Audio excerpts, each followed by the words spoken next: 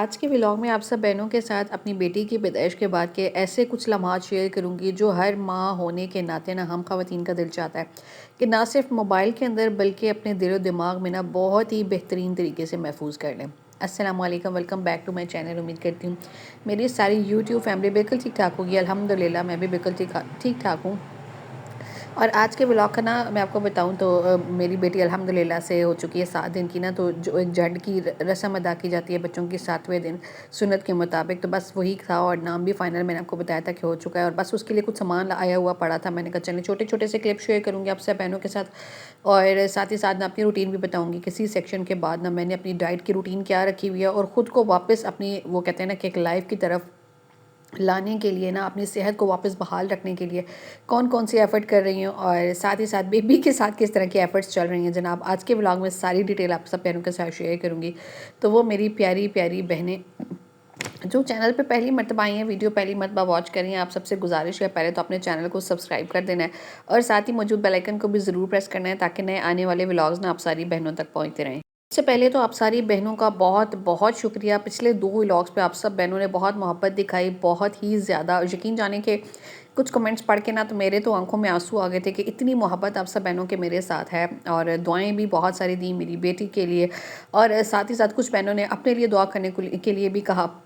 तो मैंने आप सब बहनों को बताया था पिछले व्लॉग में भी कि जब मुझे ऑपरेशन थिएटर में लेकर गए थे तब भी मेरे ज़ुबान पे ना मेरी यूट्यूब फैमिली थी कि अल्लाह ताला जिन बहनों के पास ना औलाद नहीं है अल्लाह ताला उनको भी जो है ना इस नेमत से जो है वो माला माल फरमाए। कि आजकल का वो वक्त जो है ना नहीं है जब कहा जाता था कि बेटे ही सारा कुछ होते हैं, और आजकल का वक्त वो वक्त आ चुका है जब बेटियां भी आपके लिए बहुत कुछ होती हैं। बहरहाल जनाब ये एक अलग टॉपिक है, इस टॉपिक पे भी फिर किसी दिन बात करेंगे। लेकिन अभी मैं आपको बताऊं तो मैं जनाब जो है ना वो किचन में थी और तैयार कर रही थी शीरा। और आप सोचेंगे कि सी सेक्शन के बाद इतनी जल्दी किचन में खड़ी कैसे हो गई। भाई खुराकें खाई हैं, खिदमतें करवाई हैं, क्या क्या खिदमत करवाई है, कैसी खुराकें खाई हैं कि जनाब मैं जो है वो अपनी बेटी के जो है ना वो कहते हैं ना कि झंड के दिन ही खड़ी हो गई, बल्कि उससे भी पहले मैं खड़ी हो गई थी किचन के अंदर। बल्कि छोटे छोटे काम जो है ना वो मैं करने लगी थी जिनमें, अच्छा कहते हैं ना कि कुछ बहनें ऐसी होती हैं ना जिनके जो रूटीन में ना इतनी ज़्यादा एक्टिव होती हैं ना कि उनको अगर बिस्तर पे डाल दिया जाए ना तो वो फिर भी बिस्तर पे नहीं रह सकती हैं। तो मैं भी उन्हीं ख़वातीन में से हूँ कि मुझे अगर कोई बंदा बीमारी की हालत में बिस्तर पे भी डाल जाएगा ना तो मुझे एक बेचैनी सी रहती है कि मैं कब खड़ी होंगी और कब अपने कामों को ना अपने वापस रूटीन में लेके आऊँगी। बहरहाल जनाब ज़िंदगी का एक कीमती मरहला, ज़िंदगी का एक कीमती लम्हा आप सब बहनों के साथ यहाँ पे अपना जो है ना वो शेयर करने जा रही हूँ। और मेरी बेटी की जो है ना यहाँ पे हो रही थी झंड। और अच्छा मैं आपको बताऊँ तो फातिमा की जो झंड हमने उतरवाई थी ना, पापा ने उतरवाई थी यानी मेरे वालिद साहब ने। तो उस टाइम पे ये था कि जिन्होंने मेरी झंड उतारी थी ना यानी जब मैं पैदा हुई थी तो वही वाले जो नाई थे ना उन्होंने ही आके जो है ना मेरी फातिमा की भी झंड उतारी थी। तो ये चीज़ ना मुझे बड़ी अच्छी लगी थी। लेकिन इस दफ़ा ना मैंने ये काम जो है ना फातिमा के दादा को बोला कि इस दफ़ा, पिछली दफ़ा नाना ने ये ड्यूटी दी थी और इस दफ़ा दादा अबू जो है ना फातिमा की जो बहना है ना छोटी वाली अरीशा की जो है ना वो झंड वो उतरवाएंगे। तो बहरहाल जनाब यहाँ पे दादा ने जो है ना वो अच्छे से होल्ड किया हुआ था अरीशा को, और बस यहाँ पे जो है ना इसकी झंड वगैरह उतर रही थी। मुझे लगता है कि बच्चों की पैदाइश के बाद ना आपको बहुत ही ज़्यादा सपोर्ट की ज़रूरत होती है। आप ना मेंटली तौर पे भी आधे रह जाते हैं, आप फिज़िकली तौर पे तो वो ऐसे लगता है कि आधे हो ही जाते हैं, स्पेशली तब जब आपका सी सेक्शन हो जाता है। और उस टाइम पे ना आपको सबसे ज़्यादा सपोर्ट की ज़रूरत होती है आपके हस्बैंड की, आपके मदर फादर की, आपके जो आपके ससुराली रिश्ते हैं उनकी, और साथ ही साथ ना आपके बहन भाइयों की। और ये वो वक्त होता है ना यानी आप इतने ज़्यादा कुछ सेंसिटिव हुए हुए होते हैं ना कि आपको ना छोटी छोटी बातें भी लगना शुरू हो जाती हैं, और आपके साथ की ना छोटी छोटी बात भी ना आपको सारी ज़िंदगी के लिए याद रहती है। कहते हैं ना कि वक्त जो होता है ना वो तो गुजर ही जाता है, लेकिन उस वक्त के अंदर आपके साथ किस रिश्ते का क्या रवैया रहा है या किस रिश्ते की कितनी सपोर्ट रही है ना वो सबसे ज़्यादा इंपॉर्टेंट होता है। और वही सपोर्ट जो है ना आपको दोबारा से पाँव पे खड़े होने में मदद देती है। जब मेरी फातिमा पैदा हुई थी ना तो मैं याद कर रही थी कि मेरी जो पहली वॉक थी, कहते हैं ना कि सी सेक्शन के बाद पहली वॉक जो होती है वो बहुत ही ज़्यादा पेनफुल होती है। तो जब मेरी पहली वॉक थी ना तो मैं भी याद करती हूँ ना कि मेरे हस्बैंड ने ना मेरे हाथ पकड़ के ना तो उस टाइम पे मुझे वॉक करवाई थी और एक ही बात मुझे बोली थी कि तुमने खड़ा होना है हमारे लिए। तो वो जनाब इतनी कोई टफ़ थी, बहुत ही ज़्यादा मुश्किल थी, लेकिन ख़ुद में हिम्मत जो है ना वो मेरे हस्बैंड के अल्फाज जो है ना वो मेरे लिए इतने ज़्यादा इंपॉर्टेंट थे कि बस उन्होंने ही मुझे हिम्मत दी थी। और मैं जो है ना, वरना मुझे लगता था ना कि बस मैं बिल्कुल ख़त्म हो चुकी हूँ कि सीज़ेरियन। अच्छा कुछ लोग कहते हैं ना कि भाई सिज़ेरियन में ये होता है, वो होता है यानी आपको पता भी नहीं चलता है और आप जो है ना एक जो है वो एक नए रिश्ते में यानी एक माँ का रिश्ता जो है ना वो आप मतलब बन जाते हैं। लेकिन मुझे लगता है कि जो है ना औलाद जो है ना वो दुनिया में लेके आना किसी भी फ़ॉर्म में आसान नहीं है। चाहे आप सिज़ेरियन के थ्रू लेके आ रहे हैं, चाहे आप जिस भी थ्रू लेके आ रहे हैं। लेकिन बात सिर्फ़ इतनी सी है ना कि जो तकलीफ़ है ना वो बराबर की होती है। आप इमोशनली बहुत ज़्यादा वीक महसूस कर रहे होते हैं, आप फिज़िकली बहुत ज़्यादा वीक महसूस कर रहे होते हैं और इसके साथ-साथ ना एक कुछ लम्हे ऐसे भी आते हैं जब आप ना बिल्कुल बेबस महसूस कर रहे होते हैं, स्पेशली तब जब आपकी ना पहले से औलाद हो। यानी अच्छा कुछ बहनें सोचती होंगी ना कि ये सब ना एक ड्रामा ही नहीं, ऐसा कुछ नहीं होता है या फिर जो भी है। लेकिन मुझे लगता है ना कि वो कहते हैं ना कि जिस पे गुज़रती है ना हमेशा वही जानता है कि वो किस तकलीफ़ के साथ गुज़रा है और जो भी उसके साथ मसले मसाइल हैं। और उसके साथ-साथ ना उसका गम सिर्फ़ वही समझ सकता है जो खुद इस तकलीफ़ से गुज़रा होता है। तो ये तकलीफ़ ना हम सब ख़वातीन के हिस्से में अल्लाह ताला की तरफ से डाल दी गई है और इस तकलीफ़ के पीछे अल्लाह ताला ने बहुत सारा अजर व सवाब भी लिखा हुआ है। सबसे बढ़ के ना मुझे लगता है कि अल्लाह ताला ने ना औरत को इतना मज़बूत बनाया हुआ है ना कि वो इस तकलीफ़ को सहने के बाद भी ना जब अपने बच्चे को अपने हाथ में लेती है ना, अपनी गोद में लेती है तो वो सारी तकलीफ़ भूल जाती है और फिर उसके लिए ना एक दफ़ा फिर से जो है ना वो खड़ी हो जाती है। कई घरानों में ना बस इसी बात को ना मौजू बना लिया जाता है कि बेटा हुआ है या बेटी हुई है और फिर इसी बात पे ना औरत को टॉन्ट किया जाता है। हालाँकि वो जो एक फ़ेज़ गुज़र रहा होता है ना, जिस फ़ेज़ से औरत गुज़र रही होती है, वो इतना कुछ उसके लिए टफ़ होता है, चाहे वो फ़िज़िकली तौर पे उसके लिए देखा जाए, चाहे वो इमोशनली तौर पे देखा जाए ना, छोटी-छोटी सी बातें भी उसको लग जाती हैं। और लेकिन मैं चूँकि आपके साथ अपनी जर्नी शेयर करूँ ना, तो मुझे इस पूरे फ़ेज़ के अंदर ना सबसे ज़्यादा सपोर्ट जो मिली है ना, वो अपने वालिदैन की तरफ से मिली है, अपने बहन-भाइयों की तरफ से मिली है, अपने हस्बैंड की तरफ से मिली है और इसी सपोर्ट ने ना मुझे दोबारा से खड़े होने पे मजबूर किया है। बहरहाल जनाब, अच्छा मैं आपको बताऊँ तो ये जो हलवा तैयार हो रहा है ना, मेरी अरीशा की झंड का हलवा है और वैसे तो बाहर भई बहुत अच्छे-अच्छे हलवे बना के बने बनाए मिल जाते हैं पकवान सेंटर्स वगैरह से भी। लेकिन हम चूँकि एक रौनक वाला जो एक सीन होता है ना, बस वो घर में क्रिएट करना चाह रहे थे, तो उसके लिए हलवा जो है ना हम लोगों ने खुद ही घर में बनवाया था किसी से और बस यहाँ पे हलवा जो है ना वो बेहतरीन सा बन के तैयार हो गया था। और उसकी ना सारी तैयारी से लेके ना जैसे कि मैंने आपको व्लॉग के शुरू में दिखाया है कि सारी हलवे की प्रिपरेशन के लिए जो-जो सामान चाहिए होता है उससे लेके और ये जनाब इस तरह की खूबसूरत लुक देने का जो देने तक जो-जो सामान था ना सारा के सारा हस्बैंड जो है ना वो ले आए थे मंडी से और बस यहाँ पे बेहतरीन सा हलवा जो है ना वो तैयार हो गया था। तो बहरहाल जनाब खाने में बहुत ही मज़े का था और ये छोटी-छोटी सी रौनकें होती है ना जो हमारी ज़िंदगी में ना हमें जो है वो और भी ज़्यादा जीने पे मजबूर करती हैं। हम लोग कहते हैं कि भई ज़िंदगी जो है ना वो सिर्फ़ और सिर्फ़ पॉज़िटिव चीज़ों का नाम है। हम लोग नेगेटिविटी को ना ज़िंदगी में खुद ब खुद ले आते हैं और कुछ नेगेटिव लोगों को भी ले आता है और मैं समझती हूँ ना कि ऐसे लोग ना जो आपको नेगेटिविटी ज़िंदगी की दिखाते हैं और नेगेटिव होते हैं आपकी ज़िंदगी में ना, उनको ज़िंदगी से निकाल के बाहर फेंकें और अपने आप को पॉज़िटिव रखें और पॉज़िटिव लोगों के साथ ज़िंदगी जिएँ क्योंकि ये तो नाम है जीने का।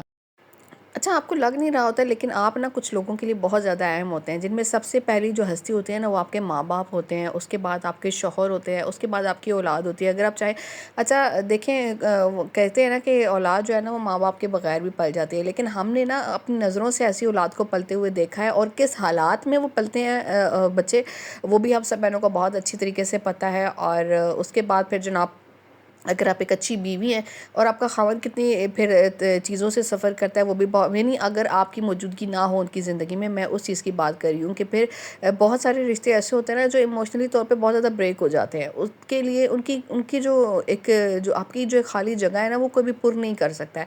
बेशक ज़िंदगी में बहुत सारे रिश्ते और भी आ जाते हैं लेकिन कमी जो है ना इंसान की कभी भी पूरी नहीं हो पाती है।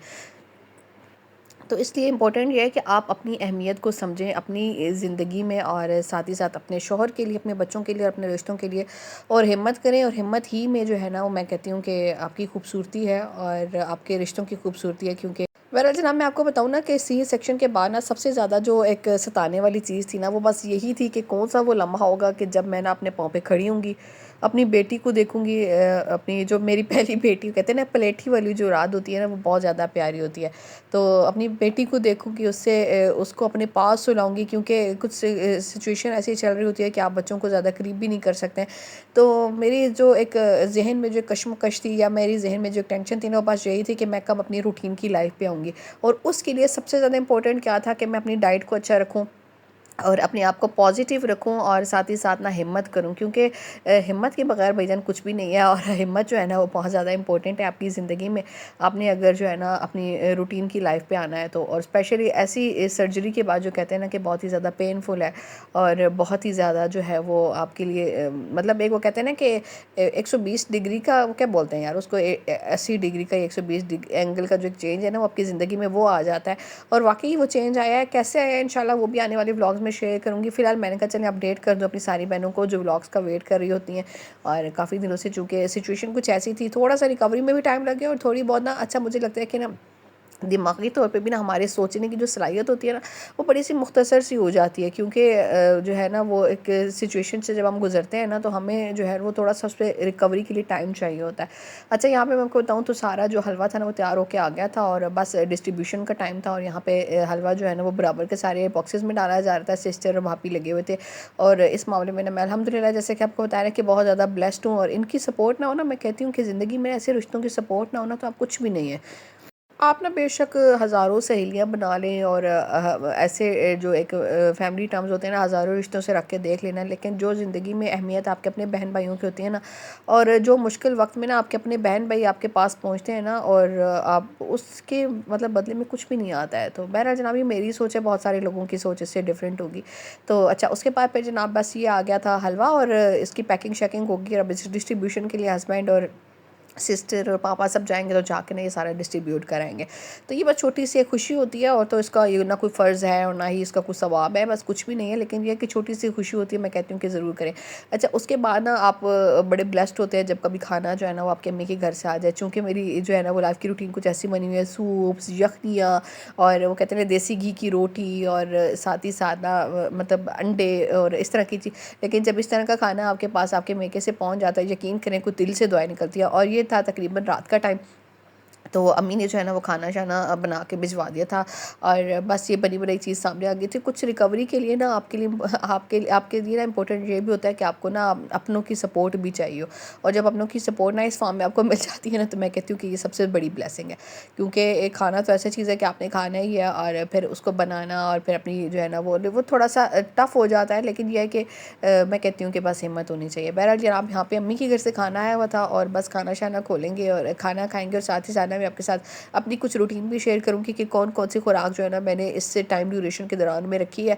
और अल्लाह का शुक्र है कि अब जो है ना वो लाइफ रिकवरी की तरफ जा रही है। और ये बताऊँ तो मेरे ख्याल से 60 to 70% रिकवरी जो है ना हो चुकी है अल्हम्दुलिल्लाह से। अच्छा, उसके बाद फिर ये आ गया था आटा। और चूँकि अम्मी जो है ना वो तकरीबन जड़ तक रुकी और मेरा बहुत ज़्यादा ख्याल रखा अल्हम्दुलिल्लाह, इस मामले में ब्लेस्ड रही मैं।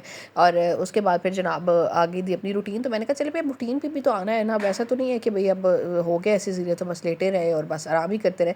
तो ये है कि अपने आप को फिर से खड़ा किया अल्हम्दुलिल्लाह। और बस यहाँ पे मैं किचन में आई थी तो आटा जो है ना मेरा गूंदा हुआ नहीं पड़ा हुआ था। मैंने कहा चले थोड़ा सा जो है ना वो आटा अपने लिए गूंद लेते हैं। और इसमें मैंने ना अजवाइन डाल दी थी और जो है ना साथ ही देसी घी डाल दिया था। इससे रोटी ज़रा नरम बनती है ना। अच्छा, ये ना सारी बातें वो होती हैं जो हमारे बड़े कहा करते हैं।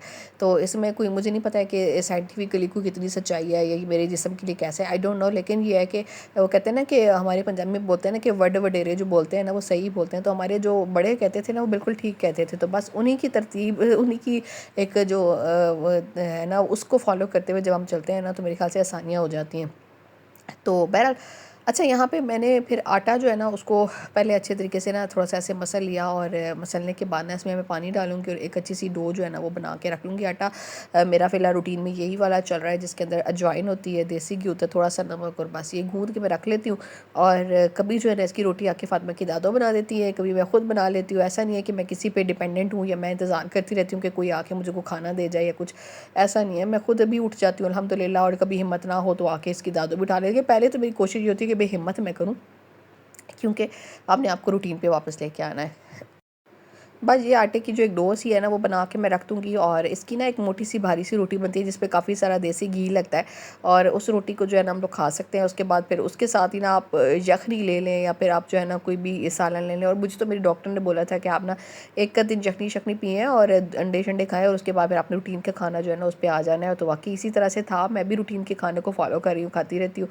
तो ये अच्छा, उसके बाद फिर जनाब हलवा हलवा जो है ना मोटे आटे का, ये भी ताकत के लिए बहुत अच्छा होता है। और बस ये जो है ना लेके आ गए थे हस्बैंड, मोटा आटा चक्की वगैरह से आराम से मिल जाता है, उसको देसी घी में थोड़ा सा भून लेते हैं और उसके बाद फिर जनाब उसमें पानी शामिल कर देते हैं और साथ ही कुछ ड्राई फ्रूट्स वगैरह शामिल कर देते हैं। बड़ा हेल्दी है और मदर फीड के लिए स्पेशली बहुत ज़्यादा अच्छा है। तो बस ये एक हलवा जो है ना बड़ी ताकत की चीज़ है, तो ये भी मैंने अपनी डाइट में ना आजकल शामिल रखा हुआ है। तो इसको भी मैंने बना के रखा था, एक ही दफ़ा बना लिया था कि 2-3 दिन चल जाए और उसको फिर मैं ना डब्बे में डाल के ना फ्रिज में रख दूँगी और जब भी मुझे चाहिए होगा तो मैं इसको निकाल के ओवन में गर्म करूँगी और बस इसको खा लूँगी। इसके ऊपर ना देसी घी की एक तरी सी होती है। अच्छा, इसके साथ साथ ना मैं आपको बताऊँ तो सी सेक्शन के बाद ना इंपॉर्टेंट ये भी होता है कि आपकी डाइट किस तरह की है। अगर आपको रिकवरी जल्दी चाहिए ना तो आपको अपने खाने में डाइट बहुत अच्छी रखनी होगी, जिसमें आप जो है वो गोश्त ले रहे हैं। अच्छा, इन दिनों में ना आपने बिल्कुल ये टेंशन नहीं लेनी है कि आपका वेट बढ़ जाएगा। अब देखिए देसी घी की ना ज़बरदस्ती तरी लगा के ना मैं यहाँ पे ये हलवा खाने लगी हूँ।